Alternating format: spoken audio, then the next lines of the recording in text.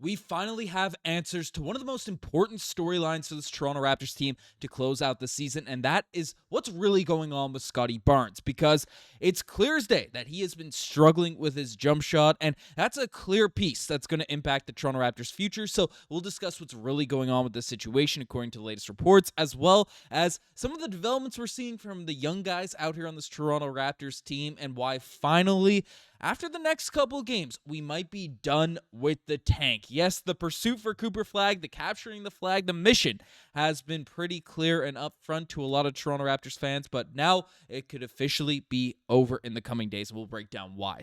So much to break down out here in this video, but I've been announcing a ton as of late. We are officially on Spotify, so if you want to listen to Raptors Digest on the go, get your daily fix of Toronto Raptors news, hit us on Spotify, Apple Music, wherever you get your podcasts, and you will be able to listen to Raptors Digest on the go. So, make sure you check that out if you are interested in listening on all these different platforms. But let's dive into it, because one of the most contentious subjects, which it really shouldn't be amongst Toronto Raptors fandom, especially over the past couple years, has been Scottie Barnes himself. And yesterday I came out, and it's clear, it's undeniable. Scottie Barnes' jump shooting has not been what Raptors fans were hoping for this season. It's disingenuous, it's stupid to come out and argue to say, oh, I'm very happy with Scottie Barnes shooting 26% from the three-point line. It's clear as day there. He's not shooting, 27% of his shots are threes, 35% on corners, which is solid, but, he's not shooting an effective rate from behind the three-point line. Now,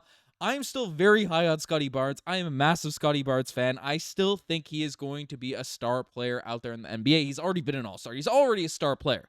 But to say it's not a concern whatsoever, it's not an issue whatsoever, it's something that we should just ignore, and it's tanking, and it's this, is just not right to bring up. And I'm standing on that. That is not something that we should completely just throw out the window. Of course, I'm hopeful with the summer of development. I'm confident, I have the full confidence Scottie Barnes is able to improve out here on these aspects, especially with this latest update. But I wanted to open up with this, because there's a lot of people that just hate Scottie Barnes and say, hey, we should have given him all this money. We shouldn't have. I'm not in that camp. But I'm also not in the camp that's blind to every, thing that Scottie Barnes is doing and saying he is that one profound superstar that's guaranteed going to be single-handedly lead us to a championship. There's a middle ground with every player out there in the NBA, and that's where I think we should all stand. And the reality is, Scottie Barnes has been struggling with his jump shooting. And now, in the most recent game against the Blazers, we saw another poor offensive night from Scottie Barnes, 5 points in this one. And we'll discuss how this loss, 103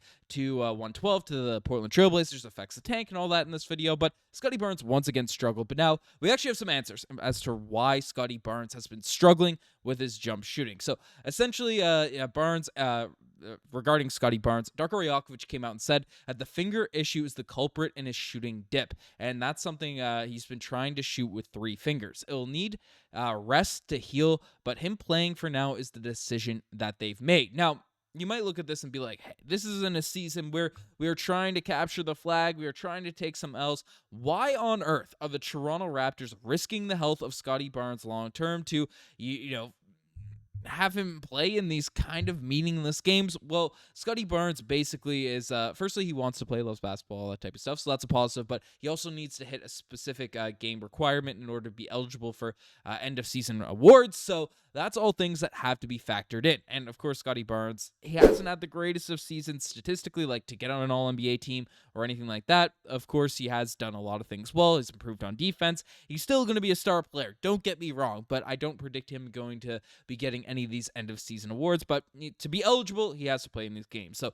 that's why a lot of people have brought up he's playing in these late season rather than the resting we've seen from other Toronto Raptors players. But especially with this finger injury, that is an issue. And essentially, we finally have answers as to why the jump shooting hasn't been at the level we have been hoping it would really take up to, because early last season, Scottie Barnes really came into his own as a jump shooter. Now, the percentages dipped. They fell over the course of the year. After the Toronto Raptors trade away Pascal Siakam, OG Anunoby, more of the pressure came onto Scottie Barnes, the defensive focus, and you get less open shots when you lose a guy the caliber of Pascal Siakam. That's just the reality. That's something you expect, for a guy when you make that trade, the development and stuff. So that makes sense, but this season you were hopeful that he was going to be able to take that leap, but his finger injury that's apparently been he's been dealing with for months, that that is why Scottie Barnes has been struggling with this jump shooting. Now, the decision, if rest is the only thing that's going to solve it, I don't know how much rest, if he could get healthy in the offseason and it's not going to affect his reps, he's going to be able to get in the offseason, then it's all fine. I'm not stressed about it. But we've seen elbow injuries, dating back to Landry Fields of the Toronto Raptors, a guy that was very promising coming to this Raptors team from the New York Knicks. We signed him restricted free agency and then got nerve damage in his elbow and wasn't able to shoot for the Toronto Raptors. And then that really cut his career short. So, we've seen this is a very much a less dramatic thing than what the Raptors had to deal with and Landry Fields had to deal with during his time here. Another extent, but that was his elbow. Markelle Fultz, a guy in the NBA, number 1 overall pick, had a shoulder injury, changed the way he was shooting, and then never really came back into his own. And then this is just the concerning thing. He essentially he's trying to shoot with 3 fingers.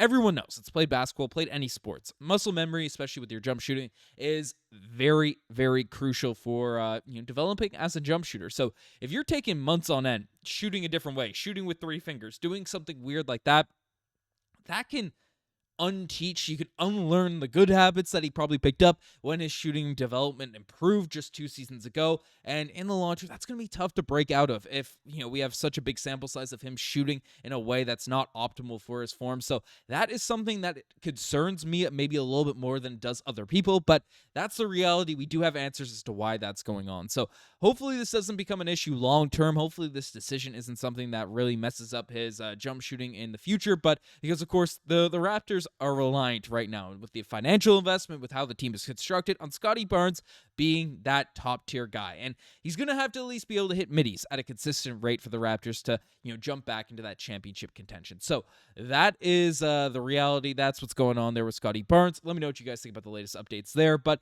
the Toronto Raptors, again, lost this game. In terms of takeaways, the Raptors are losing these games. The Spurs were a team that were making a push. We got blessed by the Denver Nuggets in a recent outing, which I'll discuss. But in this game, I'll talk about the positives in this Raptors loss. The young guys played very well. Jamal Shead, Jameson Battle, Jonathan Mobo, AJ Lawson, all those guys, Ochai Agbaji, all came out and played with some fire. No one had the most overwhelming stat lines by any means, but really I liked the energy that they were playing with, brought the fire, brought the passion, and that's just good to see for your young guys who are going to be mainstays in the rotation, at least some of them, for this team next year. So that is a positive to see, all those young guys coming out playing with energy. The stat line might not look great. He's 0-5 from the three-point line, RJ Barrett, but frankly, in his 26 minutes, I thought he played pretty well out there on the basketball court. 18 points, 5 rebounds, 4 assists, 3 steals, play with heart, play with some energy.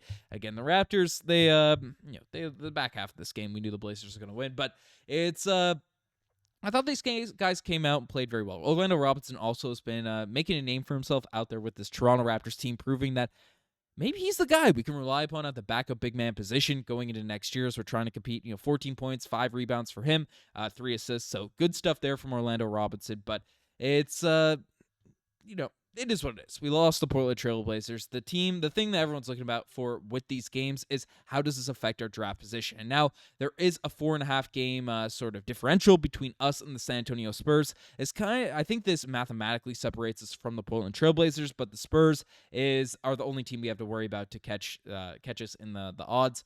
The Brooklyn Nets, it's unrealistic we're going to be able to capture that gap. I think the Nets are going to lose a bunch of games to close out the season, but I was very much surprised because news and Blake Murphy kind of illustrates this as well. The Raptors' magic number for the 7th lottery spot is now 2 games. If the Raptors lose 2 games or the Spurs win 2 games or if some combination of the 2 equals 2, the Raptors can't fall to the 7th below the 7th best odds. So the Nets mathematically are reachable. They'll be tough. So that is what's going on with the Toronto Raptors. And looking at the schedule, right? The Raptors do have a pretty light schedule to close out the season. The Pistons, the Nets, the Charlotte Hornets, the Mavericks, and the Spurs. And the Spurs have a pretty intense schedule to close out the season.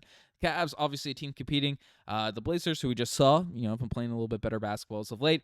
The Clippers, the Warriors, the Suns, and of course us. So a few teams in there that are jockeying for playoff position, but I thought realistically the Spurs could lose out this season, but yesterday they did beat the Denver Nuggets because the Nuggets literally rested everyone out there in their roster. So that is a positive to see out there for this team. So, we have that position. I just can't wait to really get out of my fiber. I hope for a very, very long time we are never rooting for the Toronto Raptors to lose again. And I can't lie, after multiple years of this, it's just killing my soul, man. It's killing my soul having to look at the Toronto Raptors and just be like, hey, I'm not rooting for you to lose, but I see the benefits in losing, and it just makes you a little bit numb watching some of the games. So, especially at this point where it's been going on for so long, we've had multiple seasons with it now at this point. Eager for the Toronto Raptors to bounce back and come into form next year. So let me know what you guys think about all this in the comment section down below. I do want to give a little shout out to Delano Banton as well. 8 of 19 shooting. The jump shot still not there. 2 of 10 from the three. The 3-point jump shot, 2 of 10 from the 3-point line. But 23 points, 3 rebounds, 2 assists. Kind of sad we let him go, but we do still have a lot of guards out here on this Raptors team. So that's all fine. But let me know what you guys think. You give us the best thing as far.